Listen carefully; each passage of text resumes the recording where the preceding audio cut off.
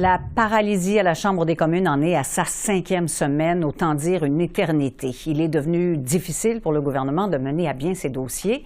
Les conservateurs débattent toujours de leur motion par laquelle ils demandent aux libéraux de livrer les documents relatifs à une fondation environnementale. Combien de temps cette situation va-t-elle perdurer? Qui doit y mettre fin et comment?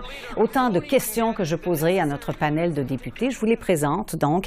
La libérale Mona Fortier, Pierre Paulus pour les conservateurs, Christine Normandin pour le Bloc et Peter Julian pour le NPD. Mesdames, messieurs, bonjour. Bonjour. Merci d'avoir accepté de répondre à nos questions. Alors d'abord, je commence avec vous, Monsieur Paulus. Est-ce que les conservateurs ont l'intention de mettre fin à cette paralysie? Bien, écoutez, premièrement, il faut comprendre pourquoi on est là, pourquoi on en est là.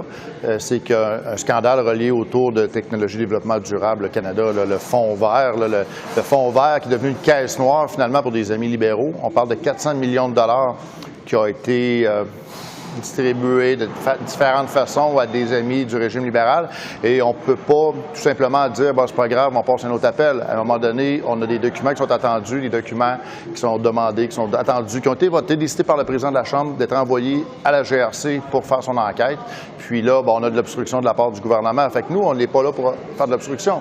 On est là pour faire avancer un dossier de 400 millions de dollars d'argent des contribuables qui a été, encore une fois, donné à des amis libéraux. Et c'est pour ça qu'on continue.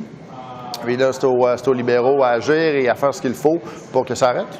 Je comprends que vous n'avez pas l'intention d'arrêter tant que vous n'obtiendrez pas ce que vous voulez finalement. Bien, écoutez, puis je pense que les autres partis aussi, j'ai hâte de voir ce qu'ils ont à dire, mais on a quand même, on s'entend quand même là-dessus sur le fait, on a voté, on a décidé qu'il fallait aller au fond des choses et que ça ne bouge pas du côté libéral. Fait que pour nous, on continue, puis de savoir ce qui s'est passé avec ces 400 millions de dollars-là, qu'est-ce qu'il y en est, et la GRC a un travail à faire et on a besoin que les documents soient fournis. Bon, alors justement, allons parler à Mme Fortier. Dans l'intérêt des citoyens, dans l'intérêt des Canadiens, et pour mettre fin à tout ça, pour trouver une espèce de sortie de crise, est-ce qu'il n'y aurait pas lieu de céder et remettre les documents en question? Bien, premièrement, on ne peut pas remettre les documents en question parce que ça ferait en sorte qu'on ne pourrait pas protéger les Canadiens. Il faut s'assurer qu'on ne doit pas diriger le travail de la GRC. La GRC est capable de faire son propre travail. Je pense que ce serait même honteux d'aller de l'avant à donner des documents. Même Mike Duhem, le commissaire de la GRC, l'a dit, il existe un risque important que la motion soit interprétée comme un contournement des processus d'enquête normaux et des protections de la Charte.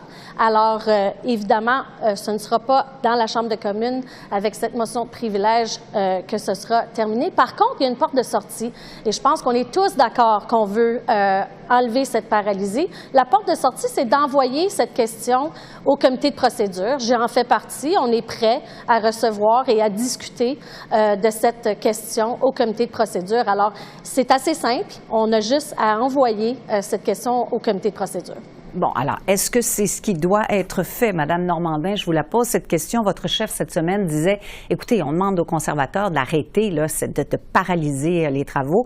Alors, est-ce que tout ça, ces documents doivent être, ou cette question doit être envoyée à un comité de procédure? En fait, de deux choses l'une. Les libéraux pourraient remettre les documents et ensuite libre à la GRC de les utiliser ou pas. Mais la remise des documents se ferait aussi pour les députés en Chambre et c'est notre rôle de tenir le gouvernement responsable de ses mauvaises décisions, des mauvais choix qu'il fait. Et on le fait d'une façon différente de la GRC qui se passe au niveau criminel alors qu'au niveau de la Chambre, c'est au niveau politique. Donc là, le gouvernement pourrait d'une part remettre les documents, mais d'autre part, mon chef a appelé hier à ce que les conservateurs cessent l'obstruction parlementaire sur cette question-là pour qu'on puisse éventuellement débattre de d'autres choses, incluant les journées d'opposition des conservateurs où on s'entend qu'une motion, par exemple, visant la non-confiance envers le gouvernement pourrait être déposée et à partir de là, on a déjà annoncé qu'on voterait en faveur d'une telle motion si tant est qu'elle est simple et qu'elle ne contient pas d'éléments nuisibles au Québec. Donc, on pourrait faire avancer plusieurs choses en Chambre et aussi débattre d'une motion de censure des conservateurs. Alors, ils nous disent être pressés d'aller en élection, mais en même temps, ils s'empêchent eux-mêmes de pouvoir déposer une motion qui le ferait. Donc, des fois, on peut se poser des questions sur leur pas leur sincérité, mais peut-être leur motivation, leur motivation, exactement. Bon. Monsieur Julian, c'est la définition même de l'impasse. On n'arrive pas à trouver de sortie, on tourne en rond. Qu'est-ce qui doit être fait à ce stade-ci? Mais je pense que le gouvernement libéral peut fournir des documents tels que demandés par le Parlement du Canada. C'est quand même, il faut être respectueux de la démocratie, mais aussi que les conservateurs cessent de filibuster leur propre filibuster. C'est ridicule qu'est-ce qu'on voit. Ils font leur propre motion pour bloquer leur propre motion qui va être déjà approuvée. Il y a la majorité des partis en Chambre ont déjà dit qu'ils vont voter pour.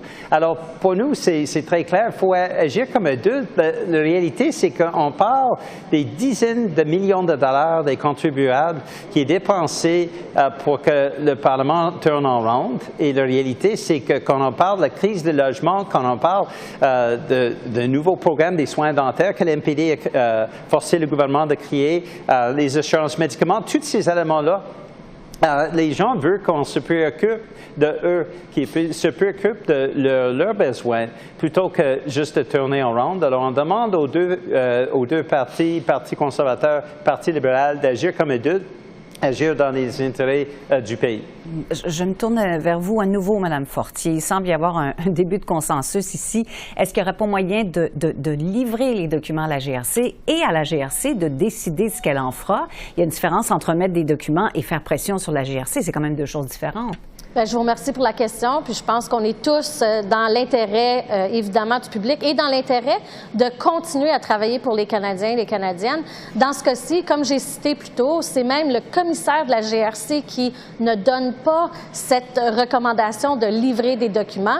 La GRC peut aller chercher les documents elle-même et faire son travail. Alors, nous, on veut s'assurer de protéger la vie privée des Canadiens. On veut s'assurer que ça se fasse et que ce soit la GRC qui fasse son travail. Et de notre côté, on peut continuer à étudier la question, évidemment, mais la porte de sortie ici, c'est au comité de procédure. J'en fais partie et on est prêt à recevoir la question au comité de procédure. Bon, je suis curieuse de vous entendre sur ce que pensent les citoyens dans vos circonscriptions respectives. J'imagine que les gens vous parlent, se tournent vers vous. C'est une situation qui est relativement exceptionnelle. Qu'est-ce que les gens en pensent? Je commence avec vous, M. Julian. Mais là, les gens veulent qu'on se préoccupe de leurs besoins.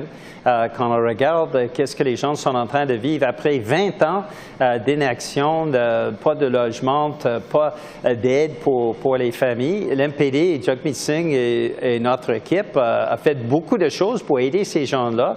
Un investissement dans le logement social, on a poussé pour les soins dentaires. Il y a quand même 300 000 Québécoises et Québécois qui ont déjà eu accès à ces soins dentaires du NPD. Ça, c'est énorme. Les assurances médicaments s'en viennent aussi, puis il y a une vaste coalition au Québec a demandé justement qu'on mette en place le projet de loi du NPD sur les assurances médicaments. Toutes ces choses-là vont aider les gens, mais on voit après 20 ans d'inaction que les gens veut un Parlement qui fait des choses pour les aider, pas juste les riches, pas juste les milliardaires, mais tout le monde. Et dans mon comté, à New Westminster-Burnaby, les gens disent, mais là, c'est grâce au NPD qu'on a tous ces nouveaux programmes-là, mais il faut vraiment que les autres partis suivent le leadership du NPD pour qu'on ait plus des choses pour aider les gens. Madame Normandin, est-ce que les gens vous parlent de ça chez vous?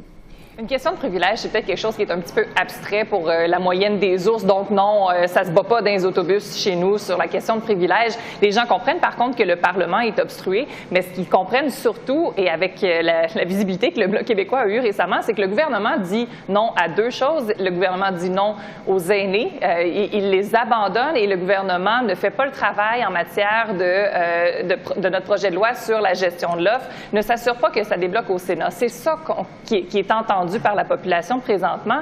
Et pour qu'on puisse débattre de la possibilité de renverser ce gouvernement qui dit non à des projets de loi consensuels qui feraient le bonheur des Canadiens aussi, là, pas juste des Québécois, et qui reçoivent le soutien de 80% de la population, qu'on puisse donner à nos électeurs le choix d'élire d'autres représentants, bien, c'est là-dessus qu'on est pris avec l'obstruction parlementaire. On n'a pas cette possibilité-là d'offrir un nouveau choix aux électeurs parce que il y a de l'obstruction l'obstruction parlementaire qui est faite par les conservateurs sur leur propre motion. Donc, c'est ça qui est retenu par la population plus que le cœur de la question de privilège, j'ai l'impression. Bon, M. Paulus, qu'est-ce que les gens vous disent, là, très franchement? Est-ce qu'ils vous appuient ou non? Très franchement, ce que les gens me disent, puis ça fait plusieurs mois, là, voire années, à quel moment on va avoir une élection. Ça, c'est pas, à chaque fin de semaine, on me demande c'est quand qu'on part en élection. Au niveau de tout ce qui se passe actuellement, c'est pas compliqué à comprendre. Là. Ce gouvernement-là est au bout de sa corde. Le Parlement ne fonctionne plus et tout ça est relié au fait qu'on est dû pour une élection. Le non-confiance, de notre côté, on l'a depuis le début septembre, c'est clair. On a fait 2 motions de non-confiance, dont une motion très simple qui disait qu'on n'a plus confiance au premier ministre et à son gouvernement. Le Bloc n'était pas prêt. Le Bloc a fait une tentative. Ça n'a pas fonctionné. Donc, le Bloc, maintenant, dit la même chose. Il reste au NPD, qu'on ne comprend pas encore la position du NPD d'avoir déchiré l'entente, de traiter le premier ministre d'incompétents, puis de continuer à les supporter. On est là, et c'est pour ça qu'il n'y a rien qui fonctionne depuis le mois de septembre, parce que ce gouvernement-là est fini. Le Parlement ne fonctionne plus, tout simplement pour ça. Madame Fortier, est-ce que les élections, c'est la solution? Il est très, très tard. Écoutez, j'ai cogné à 250 portes samedi dernier. Il n'y a personne qui m'a parlé d'élections. Ce qu'on m'a parlé, c'est que les temps sont encore difficiles et qu'il faut continuer à travailler pour aider les Canadiens. On m'a parlé de l'allocation canadienne pour enfants, que c'était une solution. On m'a même parlé des soins dentaires. On a parlé de l'assurance médicaments pour les diabètes, contraceptifs, le logement, le fait qu'on est en train d'avancer avec plusieurs mesures pour accélérer la construction de logements. Donc, j'ai eu un dialogue et des discussions avec les commettants, commettantes. Personne ne m'a parlé de la motion de privilège en Chambre, mais je peux vous dire qu'ils m'ont quand même parlé au fait qu'il fallait qu'on continue à les soutenir et c'est ce que le gouvernement veut faire. Et je pense qu'on est tous d'accord que la paralysie du Parlement doit cesser. On a une porte de sortie. La porte de sortie, c'est le comité de procédure pour qu'ensuite on puisse retourner à discuter en Chambre des nombreux projets de loi qui sont sur l'agenda législatif. Oui, mais le temps commence à presser. Je reste avec vous, Mme Fortier, si vous voulez bien. La fin de session approche, la pause des fêtes aussi. Il y a des dossiers à régler quand même. Il doit y avoir une motion pour approvisionnement, pour les dépenses courantes, etc. Est-ce que vous allez réussir à débattre et à régler ce dossier-là? Bien, comme j'ai dit, et je vais répéter, je pense qu'on a une porte de sortie à envoyer au comité de procédure. On est tous d'accord qu'on doit arrêter cette paralysie. Alors, je pense que avec le fait qu'on a cette solution qui est sur la table, je sais que le comité de procédure est prêt à recevoir pour qu'on puisse justement passer à autre chose et passer aux nombreux projets de loi et même les journées d'opposition qui restent d'ici la fin de la session. Monsieur Paulus, je termine avec vous. Vous aurez le mot de la fin. Qu'est-ce qui ferait en sorte que les conservateurs cesseraient? Que le gouvernement remette les documents qu'il y a à la GRC et au Parlement et qu'on puisse faire la lumière sur cette histoire-là de 400 millions de dollars d'argent des contribuables qui a été dilapidé. Merci, mesdames, messieurs, d'avoir répondu à nos questions ce soir.